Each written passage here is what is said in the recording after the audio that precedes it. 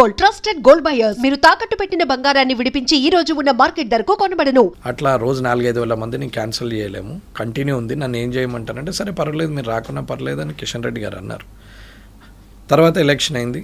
Election రోజు కూడా రమ్మని చెప్తే కూడా చెప్పినా ఇట్లా ఉంది పరిస్థితి అంటే సరే అన్నారు. నేను ఎప్పటికప్పుడు కిషన్ రెడ్డి గారికి చెప్పాం. తర్వాత ప్రమాణ స్వీకారం అయిన రామచంద్రరావు గారిది అయిన రోజు కూడా అది ఫస్ట్ ఏదైతే అనుకున్నామో ఆ డేట్ ఖాళీ ఉండే నాకు.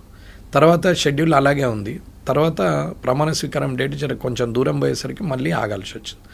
నాకు అక్కడ షెడ్యూల్ ఉండే, రామచంద్రరావు గారి దగ్గర కాలేదు. యాక్చువల్గా రామచంద్రరావు గారుతో నేను చాలా క్లోజ్గా ఉంటాను, చాలా హ్యాపీగా ఉంటాము. ఆయన మనిషిగా 100% చాలా జెన్యూన్, కల్మషం లేని వ్యక్తి. రాజకీయ నాయకుని లక్షణం అంటే లక్షణాలు అంటే కన్నింగ్ నేచర్ ఆయన దగ్గర లేదు. అడగకుండానే చెప్పేస్తున్నారు, మా మధ్యలో ఏ డిఫరెన్స్ లేదని ముందే చెప్పేస్తున్నారు. అంటే సేఫ్ సైడ్ ఏం లేదమ్మా. ఆయన నిజంగా కూడా కల్మషం లేని వ్యక్తి. మీరు ఎవరినైనా అడిగినా చెప్తారు పార్టీలో. మరి రాజాసింగ్ గారు రిజైన్ చేయడం, ఆయన ప్రమాణ స్వీకారం చేయడం ఆల్మోస్ట్ సేమ్. మరి రాజాసింగ్ గారు రాజాసింగ్ గారు అసలు ఏంటి సార్ ఎపిసోడ్? కరెక్ట్ గా చెప్పండి సార్, రకరకాలుగా చెప్తున్నారు. ఏదైనా చెప్పొచ్చమ్మా, పార్టీ అది.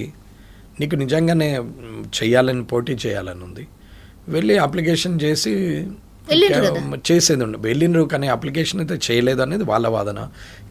చేసేందుకు పోతే తీసుకోలేదని ఈయన వాదన. సరే ఏదన్నా కావచ్చు, అది పార్టీ. 2 సార్లు ఎమ్మెల్యేగా గెలిచావు, 3 సార్లు గెలిచావు. ఆ పార్టీ సింబల్ మీదనే కదా. ఇంటి గుట్టును బయటది పెట్టద్దు కదా. భార్య సింటిది కూడా ఎక్కడో దగ్గర తప్పు చేస్తుంది, భర్త సింటోడు కూడా ఎక్కడో దగ్గర తప్పు చేస్తాడు, పిల్లలు కూడా ఎక్కడో దగ్గర తప్పు చేస్తారు. కానీ మంచిని చూడాలి కానీ ఒక్కసారి 2 సార్లు చెడు జరిగిందని దాన్ని పట్టుకొని మనం మంచినే మర్చిపోతే కష్టం. ఎవరెంత అయినా ఏ రాజకీయ నాయకుడు రాజకీయంలో వర్గాలు అనేది కామన్, అది లేకుండా ఉండనే ఉండదు. అది లేదు అని చెప్పడం అనేది తప్పు. అది ఉంటేనే రాజకీయం, అది లేకపోతే రాజకీయం కాదు. ఈ భూమి ఉన్న రోజులు సూర్యచంద్రులు ఎంత అయితే నిజమో, ఈ రాజకీయం ఉన్నన్ని రోజులు వర్గాలు శత్రువులు అనేది అంతే కామన్. ఆ సూర్యచంద్రులు ఈ భూమి ఉన్న రోజులు ఎంతైతే నిజమో, ఈ రాజకీయం అనే పదానికి, ఈ రంగానికి వాస్తవంగా శత్రువులు ఉంటారు, ఖచ్చితంగా వర్గాలు ఉంటుంది. నాకు నచ్చింది మీకు నచ్చాలని లేదు, నా ఐడియా మీది కరెక్ట్ అని మీరు ఒప్పుకోవాలని రూలు లేదు. మీ ఒపీనియన్ మీది, నా ఒపీనియన్ నాది. కానీ ఒక డిస్కషన్ చేసిన తర్వాత ఏదో ఒక ఒపీనియన్ కంక్లూజన్కి వస్తుంది. సరే 3 సార్లు గెలిచిర్రు, ఆ రికగ్నేషన్ మీద హైయర్ అథారిటీకి కంప్లైంట్ చేసి, నేను బ్రదర్గా ఆయనకు నాకు 10 ఏళ్ళు ఇంచుమించుగా ఒక 8-10 ఏళ్ళు, నేను 8 ఏళ్ళన్నా పెద్దోన్నే అనుకుంటున్నాను. నేనైతే 8-10 ఏళ్ళు పెద్దోన్నే అనుకుంటున్నాను. 45 అట్లా ఉంటుండొచ్చు, నేనైతే 55. సరే పెద్దవాళ్ళకి వెళ్ళి చెప్పేది ఉండే. 3 సార్లు ఎమ్మెల్యేగా అయినరు, ఢిల్లీ వెళ్ళి కంప్లైంట్ చేసేది ఉండే, అక్కడ పోయి మాట్లాడేది ఉండే. ఓకే, అది మాట్లాడలేవు, ఊరుకున్నా పర్వాలేదు. రాజీనామా చేస్తున్నా దమ్ముంటే యాక్సెప్ట్ చెయ్యి అనడం మాత్రం తప్పమ్మా. ఆయన ముందరనే నేను చెప్పగలుగుతా, నాకు కలుస్తాడు.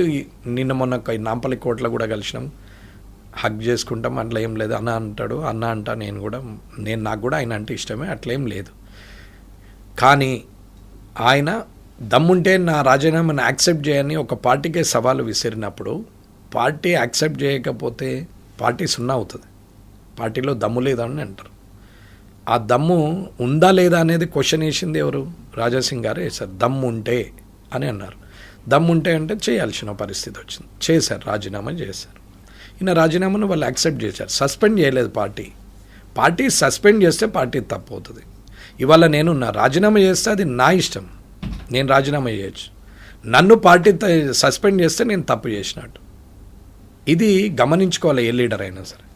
కానీ ఆవేశంతో తను చేయడం, ఇవాళ ఒక 15 ఏళ్ళు అంటే 30 ఏళ్ళకి ఇంచుమించుగా 30 ఏళ్ళకి ఎమ్మెల్యే అయినరు. నేను 30 ఏళ్ళ నుంచి కొట్లాడితే 55 ఏళ్ళకి ఎమ్మెల్యే నేనా? ఎవరు అదృష్టవంతులు ఇందులో? ఇద్దరి మీద గెలిచిన నేనా, లేక 15 సంవత్సరాలుగా ఎమ్మెల్యే కొనసాగుతున్న రాజాసింగ్ గారు? 30 సంవత్సరాల్లోనే ఎమ్మెల్యేగా అయిన ఆయన అదృష్టవంతుడా? 50 సంవత్సరాలకు ఇద్దరి మీద గెలిచిన నేను అదృష్టవంతున్నా. అదృష్టానికి కొలమానం ఏం లేదు, అది తృప్తికి సంబంధించిన విషయం. నేను తృప్తిగా, ఐఎమ్ కంఫర్ట్ అనుకుంటే కంఫర్టే, నేను కంఫర్ట్ లేని అనుకుంటే లేదు, అంతే. అది మన సైకాలజీ. మన మనసు ఏం ఆలోచిస్తుందో మన మెదడు అదే చెప్తుంది. మన మెదడు ఏదైతే చెప్తుందో అదే మనసు ఆలోచించుకుంటే తృప్తి అనేది కలుగుతుంది. ఆ తృప్తి లేనప్పుడు ఏ స్థాయికి పోయినా వ్యతిరేకత కామన్ ఈ నడుస్తాను. పార్టీలకు పోతాడు, ఆ పార్టీలకు పోతారు అని బాగా పెద్ద ఎత్తున ప్రచారం. ఆయన ఎందుకు వెళ్తాడో ఆయన డైరెక్ట్ చెప్పండి, నేను బీజేపీ మళ్ళీ పిలిస్తే వస్తాను కూడా అంటున్నాడు. పిలుస్తుండొచ్చు, మరి ఎందుకు పిలుస్తలేరు సార్? పిలుస్తారు, భవిష్యత్తులో పిలుస్తారు. ప్రతి దానికి ఒక సమయం వస్తుంది. నేను అప్పుడే ఎన్టీ రామారావు గారిని నాగయ్య కాలంలో పుడితే నేను సావిత్రి గారిని పెళ్లి చేసుకుంటుంటే అంటే ఎంత చీప్గా ఉంటుందో. ఈ సమయంలో 1970లో పుట్టాల్సిన 1970లోనే పుట్టాలా, 1950లో పుడితే బాగుంటుండే అనుకుంటే తప్పు. అదే 1970లో పుట్టే నేను అయ్యో 2025లో పుడితే నేను ఇప్పుడు మంచిగా హ్యాపీగా ఉంటుంటే కదా, ఫుల్ ఎస్టాబ్లిష్ అయింది, డిజిటల్ ప్లాట్ఫామ్ ఉంది అని అనుకుంటే తప్పు కదమ్మా. ఎవరికి ఎప్పుడు ఏది రాసి ఉంటే అది జరుగుతుంది. కష్టపడడం మన వంతు, ఫలితం మాత్రం ఆ దేవుడు ఇస్తాడు. అది ఆలోచించకుండా ఆవేశపడి అందరము అంటే వాళ్ళ రేవంత్ రెడ్డి గారు ముఖ్యమంత్రి అయినారు, అయ్యో ఆయన వయసు నా వయసు సేమ్ నేను కాలేదు అంటే ఎలా? అది తప్పు కదా. ఆయన అయిండు, కష్టపడవచ్చు, అయిండు, నా కష్టంలో ఎక్కడో లోపం ఉండొచ్చు, కాకపోవచ్చు, తప్పేముందండి. ఎవరికి ఎప్పుడు ఏది రాసి ఉంటే అది అవుతుంది. తెలంగాణ వచ్చింది కేసీఆర్ గారు ముఖ్యమంత్రి అయినారు, రాజశేఖర రెడ్డి గారు చనిపోయారు, రోషయ్య గారు ముఖ్యమంత్రి అయినారు, కిరణ్ కుమార్ రెడ్డి గారికి అవకాశం వచ్చింది. అదే ఎన్టీ రామారావు గారు చనిపోకపోతే, అదే చంద్రబాబు నాయుడు కాకపోతే, ఇలా అనుకుంటే ఏది అనుకుంటే అదే. కాబట్టి అవకాశం ఏ రూపకంగా వచ్చేది ఎవరికి తెలియదు. కానీ ఆ అవకాశం వచ్చినప్పుడు మనం చనిపోయిన తర్వాత కూడా నిజంగా ఆయన చాలా బాగుండే, అలా ఉండాలి అనే పేరు తెచ్చుకున్న వాళ్ళు లీడర్లు. కానీ వీళ్ళందరూ అట్లాంటి ఆలోచన లేరు. నాన్ కరప్టెడ్ ముఖ్యమంత్రులు ఇద్దరు, ఒకరు కోట్ల విజయభాస్కర్ రెడ్డి గారు, రెండవది ఎన్టీ రామారావు గారు. ఈవెన్ నేను అభిమానించే రాజశేఖర రెడ్డి గారిని కూడా నేను ఈ కోవలకు తీసుకురావట్లేదు.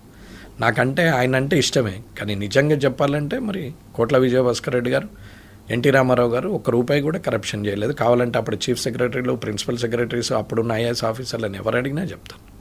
ఓకే, వాళ్ళని చూసి ఇన్స్పైర్ అయ్యి రాజకీయాల్లో వచ్చారా సార్? 100%. ఓకే, అంతే కదా. కానీ అవకాశం ఇచ్చింది మాత్రం భారతీయ జనతా పార్టీ. నేను కాంగ్రెస్ ఫ్రమ్ ద బిగినింగ్ నుంచి.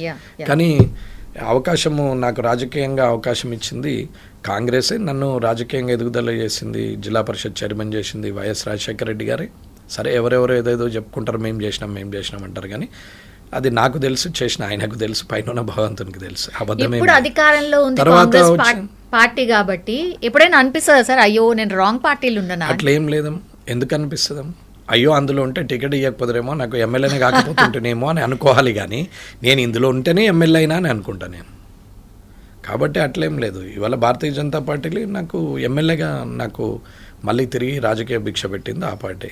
సరే, పార్టీలు మారడం అనేది వారి వ్యక్తిగత విషయం, వారి అవసరాలకే మారుతారు అనేది అయితే నేను నమ్ముతా. ప్రజల అవసరాల కోసం మారే వ్యక్తిని నేనైతే చూడలేదు.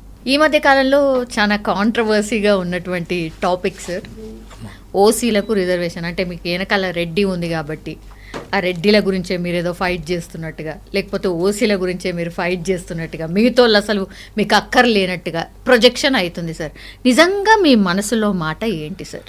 ఒకటి అందరు గమనించాల్సింది ఏంటంటే, ప్రజలందరూ కూడా, నాకైతే కులం ఫీలింగ్ ఉండదు, మతం ఫీలింగ్ ఉండదు. నేను ఇప్పటివరకు మతం పట్టుకొని ఎక్కడ మాట్లాడిన సందర్భం లేదు, కులం పట్టుకొని మాట్లాడిన సందర్భం లేదు. నేను తప్పొప్పులనే చూస్తా, నీనా అని కూడా చూడ. నేను మంచి చెడు, తప్పు ఒప్పు, ఈ వీటి మధ్యనే నేను క్యాలిక్యులేషన్ చేసుకుంటూ ఉంటానమ్మా.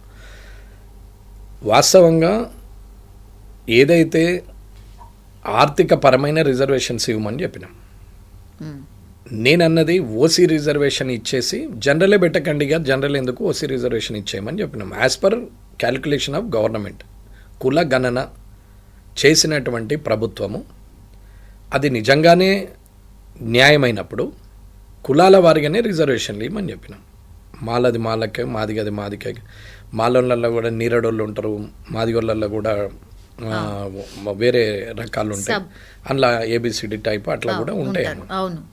చెర్ల నుంచి నీళ్ళు ఇడిచిపెట్టే వాళ్ళని నీరడోళ్ళు అంటారు, డప్పు కొట్టేటోళ్ళు డప్పు కొట్టుతూ ఉంటారు.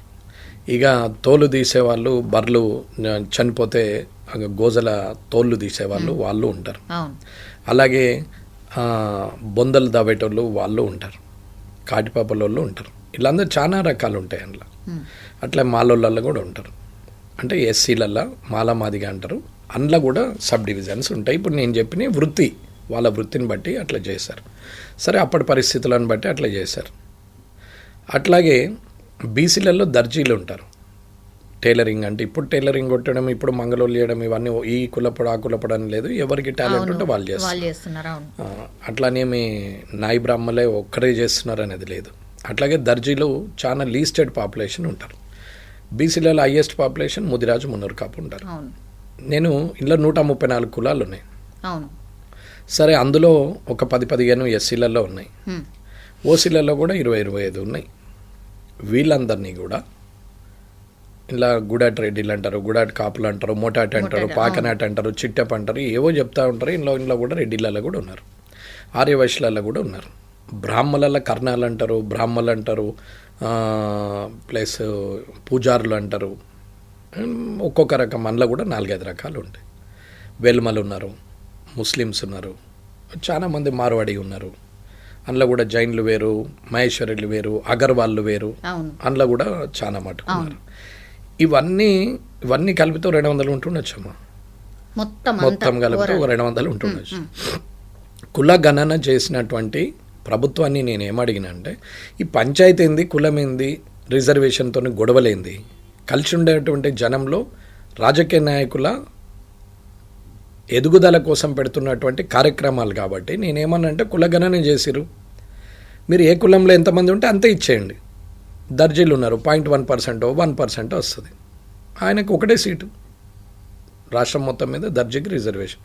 రెడ్డిలో 6% ఉన్నారని అంటారు, 6.5, 7.5, 1.5 నాకు ఐడియా లేదు, నేను దాని గురించి మాట్లాడతలేను. ఎంతనైనా ఉండొచ్చు రెడ్డిలు. సరే, సపోజ్ ఇప్పుడు జీటీవీలో భరత్ గారు కానీ ఇంకా వేరే దగ్గర ఒక 6.5, 7.5 అని వాళ్ళు అన్నారు. వాళ్ళ లెక్క ప్రకారమే మాట్లాడదాం. 6-7% ఉన్నారు కాబట్టి 6-7 సీట్లే వస్తాయి. అంటే ఇప్పుడు 30-40 మంది ఉన్నారు కదా అసెంబ్లీలో, రేపు తగ్గని తప్పేమంది. ఎవరు ఒప్పుకుంటారు సార్ అట్లా?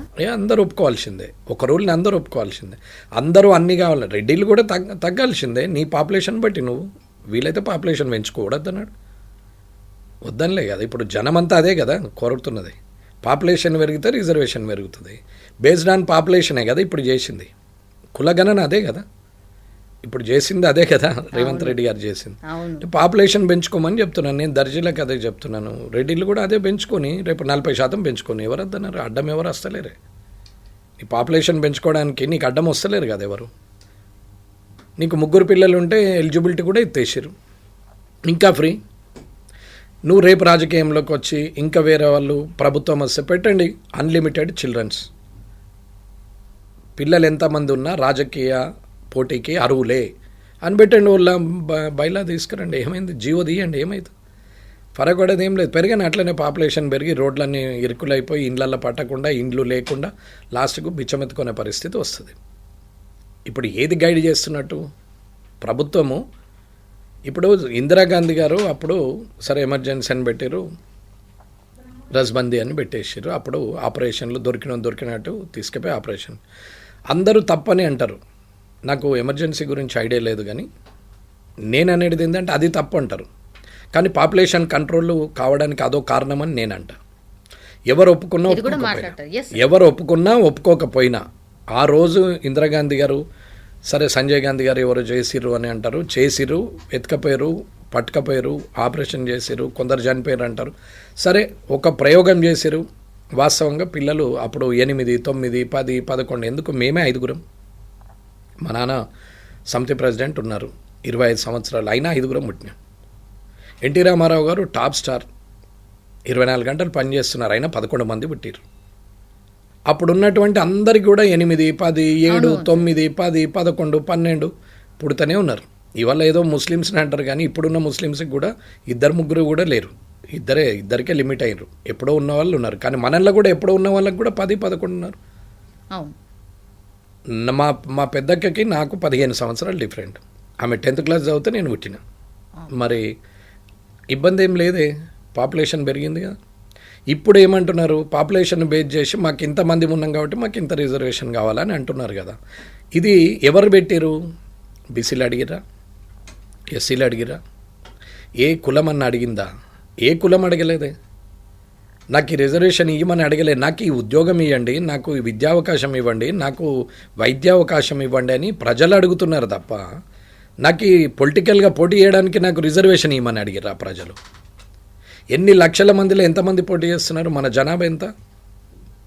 మన తెలంగాణ జనాభా ఎంత? 4 కోట్ల మంది కదా సార్. 4 కోట్ల మందికి 119 మందికి అవకాశం వచ్చింది కదా. అవును. మరి రిజర్వేషన్ దేనికి? రాజకీయానికి. ఒక్కసారి చిన్న లాజిక్ ఆలోచించండి. ఎంపీడీసీలు, సర్పంచులు మొత్తం కలిసి ఎంతమంది? 12,000 మంది అవుతారు. అవును. ఒక 20,000 మంది వార్డు మెంబర్లు, సొసైటీ డైరెక్టర్లు అందరిని లెక్కేసి మొత్తం ఇక పనికి వచ్చినా పనికి రాకుండా ఏదో ఒకటి వేసేసుకుంటే ఒక 20,000, 25,000 మంది. 4 కోట్లేటు, 25,000 మంది ఎటు? ఎంత పర్సెంటేజ్? అంటే 1% కూడా లేని రాజకీయ పదవుల కోసం ఇవాళ కులాల మధ్యన, మతాల మధ్యన, అంటే కులాల మధ్యన ఇవాళ చిచ్చు పెట్టినట్టే కదా. కాబట్టి నేనేమంటున్నా అంటే ఆర్థిక సామాజికత ఉండేటట్టు, ఆర్థిక సమానత్వం ఉండేటట్టు చూడాలి. సపోజ్ ఎగ్జాంపుల్, ఇప్పుడు శరత్ గారు కలెక్టర్ ఐఏఎస్ ఉండే, ఇప్పుడు ఏదానికో చైర్మన్ చేశారు, ఎనర్జీ దానికి ఏదానికో చైర్మన్ చేశారు మొన్న రిటైర్ అయిన తర్వాత. ఆయన ట్రైబల్, ఆయన పిల్లలకు మళ్ళీ ఇవాళ తీసుకున్నారా లేదా రిజర్వేషన్? మరి అదే ట్రైబల్ ఇవాళ పోడు కొట్టుకుంటూ అడవిలా వ్యవసాయం చేసుకుంటున్న పిల్లలకి ఏముంది? ఎట్లున్నారు అట్లే ఉన్నారు కదా.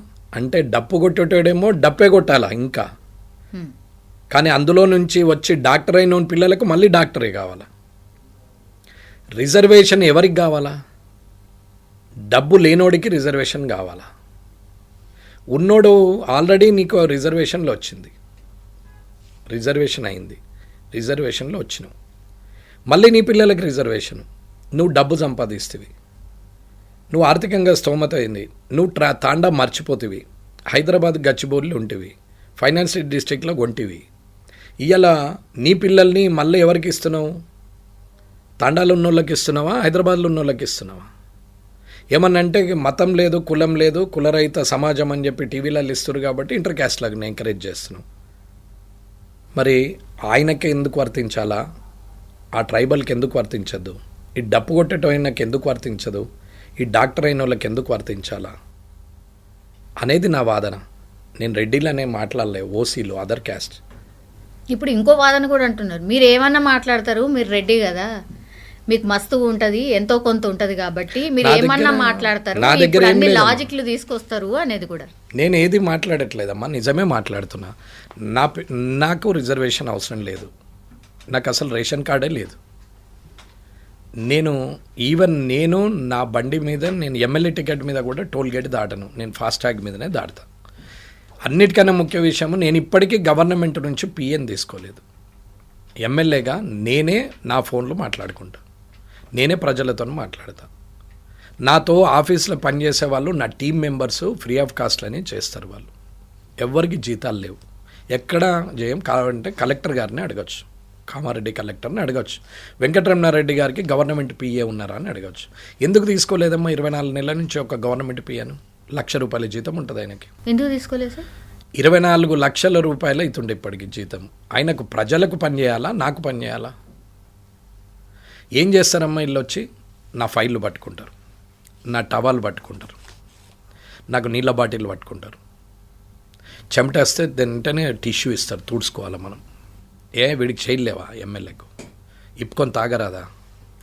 నీ ఫైల్ నువ్వు పట్టుకొని రాదా? అసలు వాళ్ళ పని ఏంది సార్? వాళ్ళ పని ఏముంది? అఫీషియల్గా కోఆర్డినేషన్, ఎమ్మెల్యేకు ప్రజలకు అధికారులకు మధ్యన కోఆర్డినేషన్ చేయాల్సింది పిఏలు. పిఏలు, ఓఎస్డీలు, పిఎస్లు, వాట్ ఎవర్ ఇట్ ఈస్. ఎవరైనా సరే ఓ రేంజ్ మంత్రుల దగ్గరికి వచ్చేసరికి ఓఎస్డీలు ఉంటారు, ఎమ్మెల్యేలకు వచ్చే పిఏపిఎస్లు ఉంటారు, పెట్టుకోవచ్చు. ఒక్కొక్క ఎమ్మెల్యేకి 2 పెట్టుకున్న సందర్భాలు చూపెడతా నేను. ఏం అవసరమమ్మా? వాళ్ళ చేతిలో ఫైల్ ఉంటుంది, ఎవరన్నా రాగానే ఆ పిఏకి ఇచ్చే అంటారు. నువ్వు వినవు, పిఏ మాట్లాడతాడు. పిఏ రిసీవింగ్ ఏముంటుంది? కొడుకు వచ్చి తండ్రికి కష్టం చెప్పుకుంటే తండ్రికి అర్థమవుతుంది, పాలోనికి అర్థం కాదు. కొడుకు వచ్చి కష్టం చెప్పుకుంటే తండ్రికి అర్థమవుతుంది, పాలోనికి అర్థం కాదు.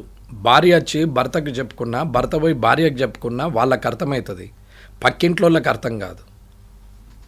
కానీ ఇక్కడ ఏం జరుగుతున్నది? ఈయన ఆయనకు చేయమంటాడు, ప్రజలు వస్తే పిఏకు చెప్పండి, పిఏ రాసుకుంటాడు. పిఏ చెప్తే నీకు నెతికెక్కుతుంది, పిఏ చెప్పకపోతే ఊరుకుంటాడు. పిఏ మంచోడంటే మంచోడు అనిపిస్తుంది, పిఏ చెడ్డోడంటే చెడ్డోడు అనిపిస్తుంది. కారణం ఏంటంటే భార్య స్థానంలో ఆ పిఏ ఉంటాడు 24 గంటలు. భార్య ఏది చెప్తే అదే రైట్ అనుకుంటారు, భర్త ఏది చెప్తే అదే రైట్ అనుకునే భార్య ఎట్లుంటుందో భార్య చెప్తే భర్త ఎట్లా అనుకుంటాడో అట్లనే ఒక లీడర్కు పిఏ ఎట్లా అంటారు. పిఏ అంటే నథింగ్ బట్ వైఫ్. 100% ఆయన చెప్పిందే వింటారు. అవునా? ఆయనకు నచ్చితే ఓకే, నచ్చకపోతే వేరు. ఈ పిఏ చేయాల్సిన పని ఏంటి? ఆఫీస్లో కూర్చోండి, ఎమ్మెల్యే క్యాంప్ ఆఫీస్లో కూర్చోండి, పబ్లిక్ కోఆర్డినేషన్ చేస్తూ అఫీషియల్ కోఆర్డినేషన్ చేయాలి. కానీ ఎమ్మెల్యే వెనక బండ్లే పట్టుకొని ఫైళ్ళు పట్టుకొని వెనక తిరగాల్సిన అవసరం లేదు. ఈయనకు చెమటేస్తే తుడవాల్సిన అవసరం లేదు, టిష్యూలు ఇవ్వాల్సిన అవసరం లేదు, ఈయన వస్తువులన్నీ వాళ్ళు మొయ్యాల్సిన అవసరం లేదు. ఎంబటున్న 2 గన్మెన్లకు ఈయనకు అన్ని బ్యాగులు ఇస్తారు, పేపర్లు ఇస్తారు, తువ్వాలలు ఇస్తారు, టిష్యూలు ఇస్తారు. సార్కు మళ్ళీ ఆకలి అయితే నట్స్ అన్నీ అవి పెట్టేసి డ్రై ఫ్రూట్స్ పెట్టి తాపుకోసారి చేతికి అందిస్తారు. సారు పెళ్ళిళ్ళకి పోతే ఇస్తరాకు తెచ్చిస్తారు. సారు తిన్న తర్వాత చేతికి కడిగేందుకు నీళ్ళు ఇస్తారు, సారు తాగేందుకు మంచి నీళ్ళు ఇస్తారు. మళ్ళీ సార్ను ఇంట్లో లోపల దాకా దించేసి వస్తారు. కానీ ప్రజలకు ఏం చేస్తారు? మరి నేను పిఏని కూడా తీసుకోలేదమ్మా. ఎందుకు తీసుకోలేదు అంటే వాళ్ళు 24 లక్షలు, ఈ 2 సంవత్సరాలు అంటే 24 లక్షలు, నెలకు ₹1,00,000 జీతం చేసేటువంటి ఒక వ్యక్తిని తీసుకొని నా దగ్గర పెట్టుకునే కన్నా ఈ వ్యక్తి ఏ మండలంలోనో లేకపోతే ఆ నియోజకవర్గంలో కలెక్టరేట్లోనో ఆర్డీఓ ఆఫీసులో లేకపోతే ఎక్కడైనా ఆయన మదర్ డిపార్ట్మెంట్లో వర్క్ చేస్తే ఒక 10 మంది జనానికి ఉపయోగపడతాడనే ఒక సదుద్దేశం మీద తీసుకోలేదు. నేను చేసే పెద్ద పని ఏముంటుందమ్మా? సబ్జెక్ట్ నేర్చుకోవాలని ఇంట్రెస్ట్ ఉన్నప్పుడు అన్నీ నేర్చుకోవచ్చు. కానీ ఎందుకులే నేను చదువుడు, పరీక్ష నేను రాస్తా, కానీ చదివేది మాత్రం మా పిఏ అంటారు లీడర్లు. పిఏ చెప్పింది వీళ్ళు రాస్తారు అంతే. పాస్ ఫెయిల్ ఎట్లా ఆధారపడి ఉంటుందమ్మా? నీ టాలెంట్ ఏది? నీ టాలెంటే లేకపోయా మొత్తం డిపెండెంట్గానే ఉంటుంది. ఇండిపెండెంట్ ఆలోచననే మానిపోతుంది. ఇండిపెండెంట్గా థింక్ చేసే మెల్లిగా పిఎల్ఏ మీద ఆధారపడి డిపెండెంట్గా ఆధారపడుతుంది, డిపెండెంట్ అయిపోతుంది. కానీ ఇండిపెండెంట్గా ఆలోచించే శక్తి నీకు లేకుండా అవుతుంది, శక్తిహీనమవుతుంది. ఇటువంటి పరిస్థితుల్లో పిఎన్ కూడా పెట్టాను. నేను కులం గురించో మతం గురించో రిజర్వేషన్ గురించో నేను వ్యతిరేకంగా మాట్లాడలేదు. అందరికీ అర్థం కావాల్సింది ఏంటంటే, ఒక మీడియాలో ఒక ఇంటర్వ్యూ ఇచ్చిన తర్వాత కింద కామెంట్లను ఏ లీడర్ చదవడో నాకు తెలియదు. నేను 100% చదువుతాను. ఇది అందరు గమనించాలి. ఇది రాసే ప్రతి ఒక్కరు గమనించాలి. అగ్రవర్ణాలు అని బూతులు పెట్టిన వ్యక్తుల నుంచి మొదలు పెడితే, నన్ను వాడు వీడు అని చెప్పి నా ఇష్టం ఉన్నట్టు బూతులు మాట్లాడిన వ్యక్తి నుంచి ప్రతి ఒక్కరిది చదువుతాను. నన్ను అప్రిషియేట్ చేసిన వాళ్ళని చదువుతాను, నన్ను తిట్టిన వాళ్ళని చదువుతాను. నేను మొత్తం 1000 కామెంట్లు ఉంటే 1000 చదువుతానమ్మా. నేను క్లియర్గా స్క్రోల్ చేస్తూ ఉంటాను. ఒక్కరోజుతో బంద్ చేయను. మళ్ళీ అది నెల రోజులు నడుస్తూ ఉంటే ఆ నెల రోజుల్లో 1000, 1200 కావచ్చు, 1200, 2000 కావచ్చు, 2000, 3000 కామెంట్లు కావచ్చు. ఎక్కడి వరకు చదివినా అక్కడి నుంచి మళ్ళీ చూసుకుంటా. ఎక్కడైతే ఆ కామెంట్లో నిజంగా నాకు నేను మాట్లాడిన దాంట్లో తప్పు పోయింది అని అనుకున్నప్పుడు అవి పాయింట్ చేసుకుంటాను, నేను నోట్ చేసుకుంటాను. నోట్ చేసుకొని అది మళ్ళీ తప్పు జరగద్దు అనేది నేను ఆలోచిస్తాను. కానీ నేను మాట్లాడే ముందే 99% ఎక్కడ తప్పు దొరలకుండా పొల్లు పోకుండానే నేను ఆలోచించుకొని మాట్లాడతాను. నేను ఒక్కసారి నా నోటి నుంచి బయటకు వస్తే తప్పు జరిగితే వెంటనే సరిదిద్దుకొని తప్పైందని చెప్పగలిగే వ్యక్తినే తప్ప తప్పును కూడా నిజం చేయాలనే ఆలోచన ఉన్న వ్యక్తిని కాదు. ఇది అందరూ గమనించాలి. ఈ పెట్టే వాళ్ళు కూడా వాళ్ళు ఎవరన్నా అడ్వర్స్గా పెడితే కూడా వాళ్ళు ఎక్కడా అని కూడా చూస్తాను నేను. వాళ్ళు సోషల్ మీడియాలో కామెంట్ చేసే వ్యక్తులు ఈ రిజర్వేషన్ విషయంలో మాట్లాడినప్పుడు నేను మాట్లాడేది మొత్తం వింటే, నేను ఇచ్చినటువంటి ఇంటర్వ్యూ మొత్తము విన్న తర్వాత నువ్వు కామెంట్ చేస్తే నేను ఒప్పుకుంటా. కానీ మాట్లాడుతుండగానే నువ్వు కామెంట్ చేస్తూ ఉంటే, మీ ఐడ్రీమ్లు ఇప్పుడు మాట్లాడుతుంటే రేపు పొద్దున మీరు లాంచ్ చేయంగానే వెంటనే కామెంట్లు వస్తుంటాయి. 5 నిమిషాలు 10 నిమిషాల్లో 100 వస్తుంటాయి. ఏదైనా రావచ్చు, వద్దని నేను అంటలే, వాళ్ళ ఇష్టం, అది వాళ్ళ తెలివి, వాళ్ళ జ్ఞానానికే నేను వదిలేస్తున్నా. వాళ్ళది వాళ్ళు ఆలోచించుకోవచ్చు. నేను ఎప్పుడు కూడా ఆలోచించేది ఏంటంటే అతను ఎవరు అనేది చూస్తాం. అందరు ప్రొఫైల్ లాక్కుంటాయి అమ్మ. అడ్వర్స్గా బిహేవ్ చేసే వాళ్ళు అందరు ప్రొఫైల్ లాక్కుంటాయి. అడ్వర్స్గా అంటే అన్పార్లమెంటరీ యూజ్ చేసే వ్యక్తులు, బూతులు మాట్లాడి తిట్టే వ్యక్తులు, రాయడానికి కూడా అసహ్యంగా అనిపించేటువంటి మాటల్ని ఆ సోషల్ మీడియాలో కామెంట్ చేస్తున్నప్పుడు వారి ప్రొఫైల్ ఏంటనేది చూద్దామంటే లాక్డ్ ఉంటుంది. అది ఏది ఉండదమ్మా. వాళ్ళు ఎక్కడ బారిన, ఎక్కడెక్కడ పుట్టిరు, ఎక్కడ చదివారు, వాళ్ళు ఎక్కడెక్కడ వేరు, ఇప్పుడు ఏం చేస్తున్నారు, ప్రజెంట్ లైవ్ ఎక్కడ, ఇవన్నీ ఏముండవు. లాక్, ప్రొఫైల్ లాక్ అని ఉంటుంది. కామెంట్ చేసిన నీవు నిజమే అయినప్పుడు ధైర్యంగా నీది నువ్వు పెట్టు. ఎందుకు లాక్ చేస్తావు? నిన్నెవరేమంటారు? నువ్వు నిజం మాట్లాడినప్పుడు ధైర్యంగా మాట్లాడు. నువ్వు సొసైటీ కోసం మాట్లాడుతున్నప్పుడు ధైర్యంగా మాట్లాడు. నేను ఎంకరేజ్ చేస్తాను. నిజంగానే నువ్వు తప్పు మాట్లాడితే నేను తప్పైందని చెప్తా. నువ్వు తప్పు మాట్లాడలేదు నిజమైంది అని అనుకోండి, నువ్వు ధైర్యంగా పెట్టు, కానీ ప్రొఫైల్ లాక్ చేస్తారు. ఇది సోషల్ మీడియా వారియర్స్. వీళ్ళని ఏమనాలమ్మా? అందుకే నేనేమంటున్నానంటే, నేను ఎక్కడ కూడా ఎవరి గురించి తప్పుగా మాట్లాడాల. నేను ఫాస్ట్యాగ్ పెట్టుకొని పోతున్నా అంటే గొప్పతనం కాదు, అది ప్రభుత్వానికి జమ అవుతుంది అనేది నా ఉద్దేశం. ఇవాళ ఒక ఎంప్లాయీని నేను పిఏగా తీసుకోలేదు అని అంటే నాకు ఆ అవసరం రాలేదు, ప్రజలకు ఉపయోగం ఉంది, నాకు ముఖ్యమా ప్రజలకు ముఖ్యమంటే ప్రజలకే ముఖ్యమో, నాకు అంత నెసెసిటీ లేదు అని అనిపించింది కాబట్టి నేను ఆ పిఎని కూడా పెట్టుకోలేదు. మీ ఒక్కరి వల్ల ఏమవుతుంది సార్? 119లా 118 మంది ఆల్రెడీ పెట్టుకున్నారు, మీ ఒక్కళ్ళు మైనస్ అయితే ఏమవుతుంది? పెద్దగా ఏం మిగిలిపోదు కదా. మరి ఇట్లాంటివి కూడా మాట్లాడతారు కదా సార్. ఎవరు పెద్దగా మిగిలిపోదు కదా, మిగిలిపోయింది అయితే మొదలవుతుంది కదా, ఒకరిని చూసి ఒకరు మారుతారు కదా. ఇదే మాట ఫ్రీడమ్ ఫైటర్స్, నాకెందుకులే, నాకు భార్యా పిల్లలు ఉంటారు, నేను పెళ్లి చేసుకుంటా, పిల్లల్ని గంట, ఇంగ్లీష్ వాడి కింద అయితేమి, ఫ్రెంచ్ వాడి కింద అయితేమి, ఇంకోని కింద అయితేమి, ఇంకోని కింద అయితేమి, నాదేం పోయింది, ఇదే బానిసత్వము, నేను బానిసగానే ఉండిపోతా, కానీ నా పిల్లలతోనే హ్యాపీగా ఉంటా అని అనుకొని ఉంటే, భగత్ సింగ్ గారు కానీ, చంద్రశేఖర్ ఆజాద్ గారు కానీ, వీళ్ళందరూ కూడా, అంటే సుభాష్ చంద్రబోస్ గారు కానీ, ఎవరైనా ఫ్రీడమ్ ఫైటర్స్ అందరూ కూడా, అల్లూరి సీతారామరాజు గారు కానీ, అట్లాగే వందల మంది బయటకు రానోళ్ళు, లక్షల మంది ప్రాణత్యాగం చేసిన వాళ్ళు, వాళ్ళందరూ ఇట్లనే ఆలోచించుంటే ఇవాళ ఈ అరచేతిలో 6 ఇంచుల ఫోన్ పట్టుకొని కూర్చుండే వాళ్ళమా? ఇవాళ ఇంత లగ్జరీ బట్టలు వేసుకొని ఏసీలలో బతికేవారేమా? ఇవాళ అందరూ కార్లు వేసుకొని ఇవాళ పిజ్జా బర్గర్ల పండి తిరిగే వాళ్ళమా? ఇవాళ తలెత్తి మీదికి చూసేంతటి హైరేజ్ బిల్డింగ్లను చూసేవాళ్ళమా? ఇవాళ అమెరికా పోయేవాళ్ళమా? ఇవాళ ఇంత లగ్జరీ బతికే వాళ్ళమా? 6 ఇంచుల ఫోన్ చేతిలో ఉంది, కనీసం 6 ఇంచుల కాడ 12 ఇంచుల బుడ్డ గోసి పెట్టుకొని కూర్చుండేవాళ్ళం. 6 ఇంచుల ఫోన్కి వచ్చింది అంటే వాళ్ళ ప్రాణత్యాగం కాదా? వారు ఇదే స్వార్థం ఆలోచిస్తే, ఇదే ఆలోచన వాళ్ళకి వచ్చుంటే, ఇయ్యల్లటి నీ బతుకు 400 సంవత్సరాలు కొట్లాడితే 400 సంవత్సరాల్లో లక్షల మంది ఆత్మార్పణం చేసుకుంటే అది 1947లో సాధ్యమైంది. 400 సంవత్సరాలు, 1 కాదు 2 కాదు. మరి ఆ తర్వాత ఇప్పుడు ఎన్నేళ్ళైంది స్వాతంత్రం వచ్చి? 70 సంవత్సరాలైంది. 70 సంవత్సరాలలో ఇంత సెల్ఫిష్ తయారైపోయినాక అసలు మనకు వాళ్ళే కరెక్ట్ అనిపిస్తుంది నాకు. ఇవాళ మనము 400 సంవత్సరాలు కష్టపడి ప్రాణాలు పూడగొట్టుకొని కుటుంబాలను త్యాగం చేసి ఇంట్లోలను వదిలేసి ఇంగ్లీష్ వాళ్ళతో కొట్లాడి అందరు చనిపోంగా కొట్లాడుతూ పుడుతున్నారు, చస్తున్నారు. అన్ని 100 సంవత్సరాలు అయితే బతకరు కదమ్మా, 60, 70, 80 ఇండ్లు బతుండొచ్చు. అట్లా కనీసం 8 తరాలు పోతేనే కదా, అట్లా లక్షల మంది చనిపోతేనే కదా 1947లో వచ్చింది. మరి ఆ 47లో వచ్చినటువంటి స్వాతంత్రము 70 సంవత్సరాలని ఇంత స్వాతంత్రము వచ్చిన తర్వాత ఇంత స్వార్థంగా తయారైపోయిన జనం ఎవరన్నా ఆలోచిస్తున్నారమ్మా? ఎందుకు ఆలోచించారు లీడర్లు? ఎందుకు ఆలోచించారు ఈ వ్యవస్థను నడుపుతున్నటువంటి వ్యక్తులు? ఏ వ్యవస్థ మీదనైతే బానిసత్వం అనుకొని ఆ వ్యవస్థను మనకద్దు అనుకొని కొట్లాడి ప్రాణత్యాగం చేస్తే స్వాతంత్రం వచ్చింది. ఏ స్వాతంత్రంలోనైతే రాజ్యాంగం రచించిన అంబేద్కర్ గారి దృష్టిలో ఒక్కటే ఆలోచిస్తున్నారు కానీ మిగతా ఎందుకని అంబేద్కర్ గారు చెప్పినవి 100, కానీ మనం పట్టుకుంది 1, 2. కానీ అంబేద్కర్ గారు మిగతా మాట్లాడినవి పట్టించుకోరే, ఎలిమినేషన్ ప్రాసెస్ చేయరే.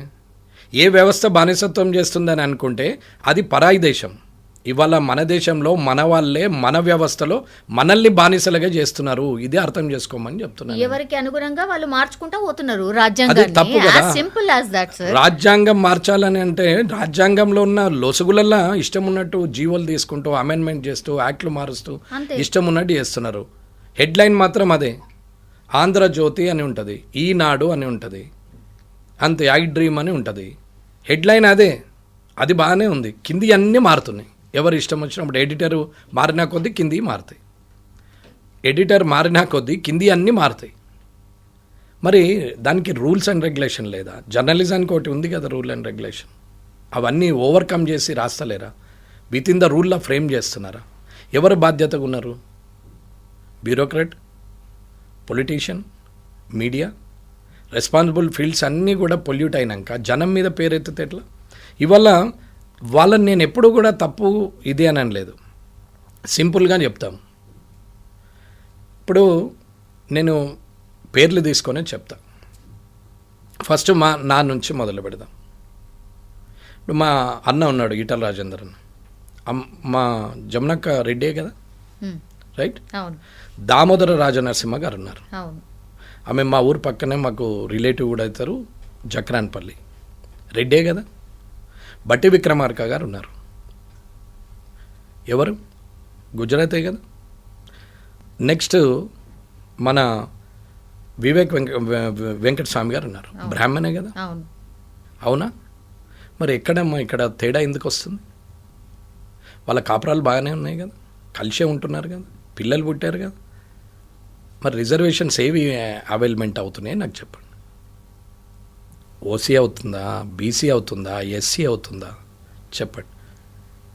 ఇవాళ కలెక్టర్లు, ఐఏఎస్లు, ఐపీఎస్లు ఉన్నారు, వీళ్ళందరూ కూడా రిజర్వేషన్ ఏది అవైలమెంట్ చేస్తున్నారు?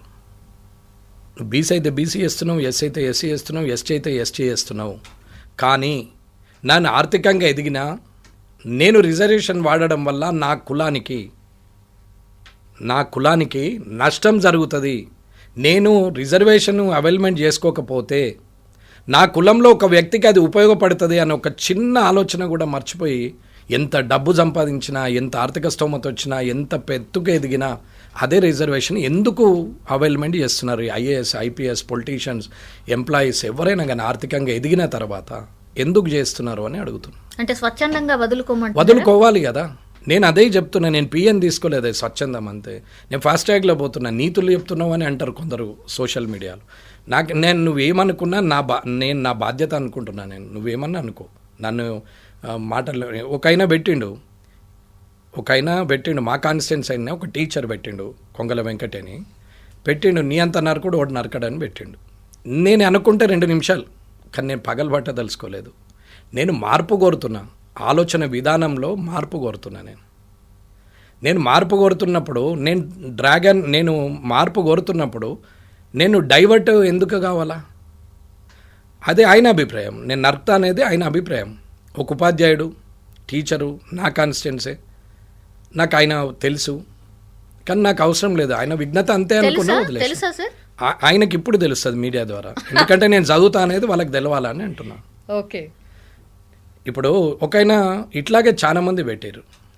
సరే, ఇప్పుడు మరి ఇక్కడ వివేక్ గారు ఎవరు? దామోదర రాజనరసింహ గారు ఎవరు? బట్టి విక్రమార్క గారు ఎవరు? మరి వీళ్ళందరూ ఎవరు? ఎక్కడుంది ఫీలింగ్? మరి జస్ట్ క్రియేటింగ్ అంతే కదా. మరి ఎందుకు మాత్రమే తప్పించి ఏం లేదు. అంతే. 100% నీకు కష్టం వస్తే కులం అంటున్నావు, కులానికి కష్టం వస్తే నేను ఉన్నా అన్నావా? నీకు కష్టం వస్తే కులం పేరు తీసుకుంటున్నావు, కానీ కులానికి కష్టం వస్తే నువ్వు ఉన్నావా అని అడుగుతున్నాం. నేను ముదిరాజులు 300 కాపులు వేస్తే గెలిచినా అని గర్వంగా చెప్తా, బీసీలు వేస్తే గెలిచినా అని చెప్తున్నాం, క్లియర్గా చెప్తాం, ఏం ఇబ్బంది లేదు. ఫార్వర్డ్ క్లాస్ వాళ్ళు బాధపడ్డా, ఎస్సీ ఎస్టీలు బాధపడ్డా నాకేం ఇబ్బంది లేదు. వాళ్ళు చారానే వేస్తే వీళ్ళు బారానే వేసిరని చెప్తున్నాను. బీసీలు క్లియర్గా నేను కులాల వారిగా చెప్పగలుగుతాను. నాకు ఓటేసింది బూతులల్లో ఎవరెవరు ఉన్నారు, ఏ క్యాస్ట్లో ఉన్నారు నాకు ఐ నో వెరీ వెల్. నేను మొత్తం బూత్ వైజ్ ఏ కులంలో ఎన్ని ఓట్లు ఉన్నాయి అన్ని చూసుకున్న వ్యక్తిగా. సార్, వాళ్ళ వాదన కూడా అదే కదా, మేము ఎక్కున్నాము, మేము వేస్తేనే గెలుస్తున్నాము అని వాళ్ళే చెప్తున్నారు కదా. మీరు కూడా ఒప్పుకుంటున్నారు అదే. కులం ప్రకారమే రిజర్వేషన్ ఇవ్వాలంటే పాపులేషన్ ప్రకారమే ఇవ్వాలంటున్నప్పుడు పాపులేషన్ పెరగనా అని నేను అడుగుతున్న వాళ్ళకి కూడా. పెంచమనే చెప్తున్నా లేని వాళ్ళకి. ఎస్సీలు కూడా 100% కావాలా? ఎందుకు ఆపుతారు? ఏ కులమైన ఎందుకు ఆపుతుంది? పెంచండి, అందరు పెంచండి. మరి దాని ప్రకారం రిజర్వేషన్ మారుతుంది. రిజర్వేషన్ అయితే 100% కదా, 100,000 కాదు కదా. ఒకవేళ ఆ దేవుని దయతోనో లేకపోతే అది 100కే లిమిట్ అయింది ఉంది, కానీ అది గిట్ట 1000 కూడా చేసుకోవచ్చు అంటే రాజకీయ నాయకులు పెంచుదురు పర్సంటేజ్. 1000 అవుట్ ఆఫ్ 100 మీదనే క్యాలిక్యులేషన్ చేస్తున్నాం కాబట్టి ఆగిపోయినాం. అది అదృష్టం.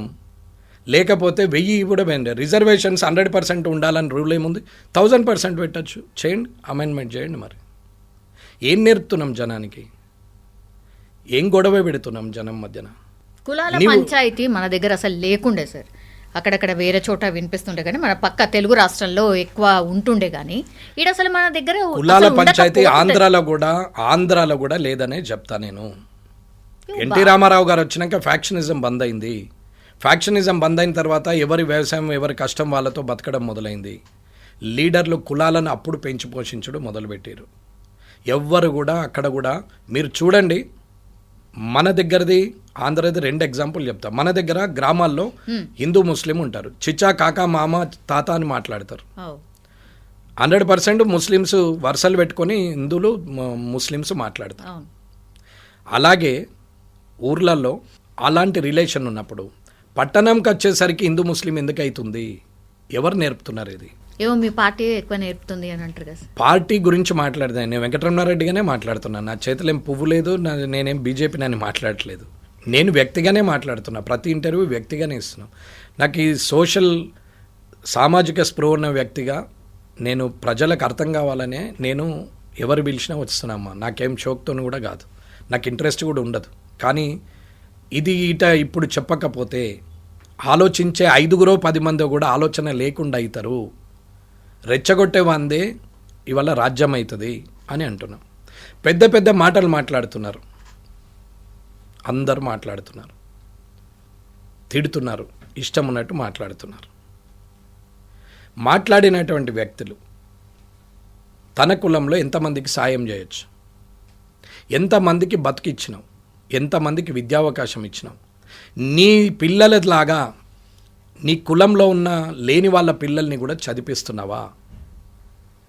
నీ పిల్లలకు కట్టే ఫీజు బదులు లేదా నీకు స్థాయి ఉంటే ఆ పిల్లల్ని చదివిస్తున్నావా? ఎందుకు కులం పేరు తీసుకొని మాట్లాడుతావు? నువ్వు రూపాయి పని చేయవు వాళ్ళకు, ఎందుకు కులం పేరు తీసుకొని మాట్లాడుతావు? కులం పేరు తీసుకునేటప్పుడు ఎప్పుడూ హక్కు ఉంటుంది.